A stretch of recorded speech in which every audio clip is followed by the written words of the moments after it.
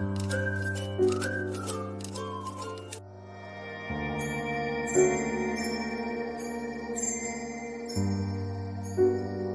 matter how great a loss, time always heals the pain, even though the scars remain. A girl was born on the 20th of July 1989 in India.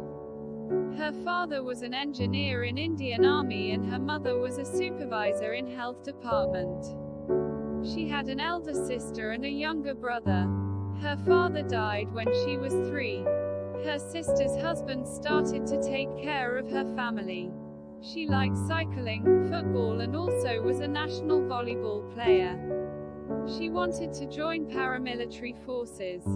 She got a call letter from CISF and faced her life-changing accident while traveling to Delhi. In its response, as a former national volleyball and football player, she boarded the Padmavati Express train for Delhi on the 12th of April 2011, to take an examination to join the CISF. She was pushed out of a general coach of the train by robbers wanting to snatch her bag and gold chain. Recounting the incident, she said, "I resisted and they pushed me out of the train. I could not move. I remember seeing a train coming towards me. I tried getting up. By then, the train had run over my leg. I don't remember anything after that." Immediately, as she fell on the railway track, another train on a parallel track crushed her leg below the knee. She was rushed to the hospital with serious leg and pelvic injuries, and lost her leg after doctors amputated it to save her life. As a result, her left leg had to be amputated below the knee. She got rods in right leg and multiple fractures in spinal cord. She was offered compensation of 25,000 rupees, $350 United States dollars by the Indian Sports Ministry. Following national outrage, the Minister of State for Youth Affairs and Sports Ajay Maken announced an additional 2 lakh rupees, $2,800 United States dollars compensation as medical relief, together with a recommendation for a job in the CISF. Indian Railways also offered her a job. On the 18th of April 2011, she was brought to the All India Institute of Medical Sciences for further treatment, spending 4 months at the institute.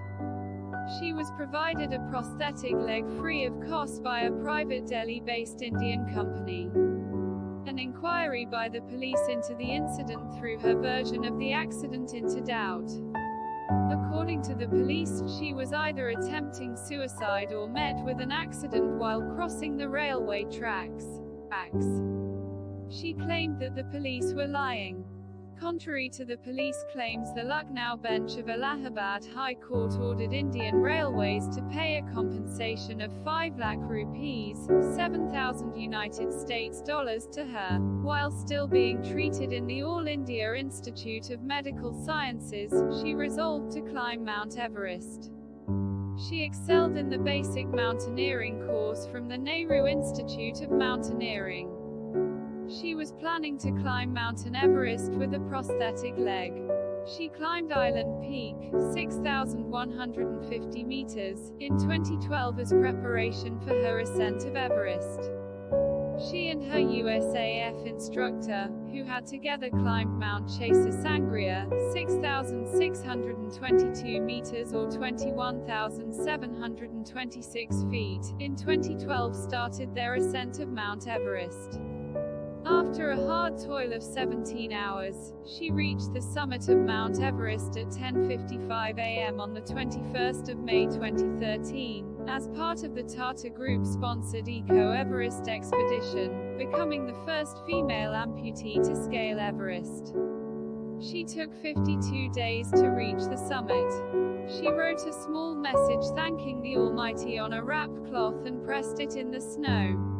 Recounting the incident, she said, "It was my tribute to Shankara Bhagawan, and Swami Vivekananda, who has been an inspiration throughout my life."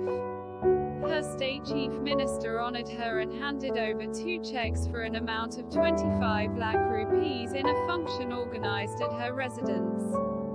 This included a check of 20 lakh rupees from the state government and a check of 5 lakh rupees on behalf of the Samajwadi Party.